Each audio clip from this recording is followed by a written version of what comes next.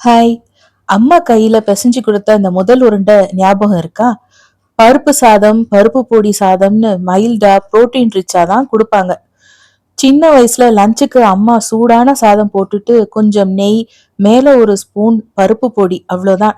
அதை கையில பிசைஞ்சு கொடுத்து அந்த முதல் உருண்டை சாப்பிட்ட சுவை இன்னிக்கும் மறக்க முடியாது. ஸ்கூல்ல உட்கார்ற பெஞ்ச சுத்தி சுத்தி வந்து ஒவ்வொரு வாயா வாங்கிப்பேன்.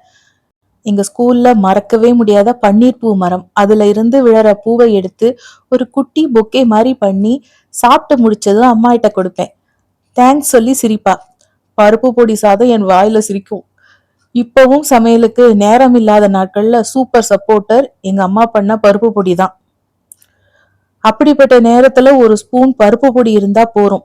சூடான சாதத்தோட சேர்த்தா சில நிமிஷத்துல சூப்பர் சாப்பாடு ரெடி. லஞ்சுக்கு பிரச்சனையே இல்லை. பருப்பு, மிளகு மாதிரி பாரம்பரிய பொருளோட செய்யறதால சுவை மட்டும் இல்ல, புரதச்சத்து, நார்ச்சத்து, உடம்புக்கு தேவையான சத்து எல்லாம் கிடைக்குது. நான் அதிகம் ரெட் சில்லி போட மாட்டேன். ஒன்லி மிளகு காரம் அதிகம் இருக்கிற மாதிரி பார்த்துட்டாதான் அது உடம்புக்கும் நல்லது. அதனால நம்ம பருப்பு பொடியில மிளகு காரம் தான் நல்லா இருக்கும். இந்த வெயில் நேரத்துல இதெல்லாம் உட்கார்ந்து வறுத்துக்கிட்டு இருக்க முடியாது. போப்பா, ரொம்ப கஷ்டம், முடியாதுங்கிறீங்களா?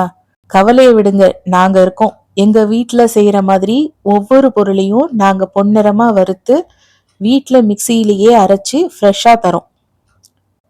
அதனால அந்த வீட்டு மனமும் அம்மா கைப்பக்குவத்தோட சுவையும் அப்படியே இருக்கும். 10 மாசத்துக்கு மேலேயே உங்களுக்கு ஷெல்ஃப் லைஃப் வரும். கவலையை விட்டுட்டு தாராளமா நீங்க லஞ்சுக்கு ரெடி பண்ணிடலாம். சில டிஷ்ஷோட டேஸ்ட் எல்லாம் வயித்த மட்டும் இல்ல, நினைவுகளையும் நிறைக்குது இல்ல. எனக்கு அப்படிதான் பருப்பு பொடி ஒரு நல்ல நினைவு. பருப்பு பொடி அப்படிப்பட்ட ஒரு பாரம்பரிய சுவைதான். அதை மிஸ் பண்ணாதீங்க. எக்ஸாக்ட் மெஷர்மெண்ட் வேணும்னா பருப்பு பொடின்னு கமெண்ட் செக்ஷன்ல கமெண்ட் பண்ணுங்க. உங்களுக்கு டிஎம் பண்றேன். தேங்க்யூ.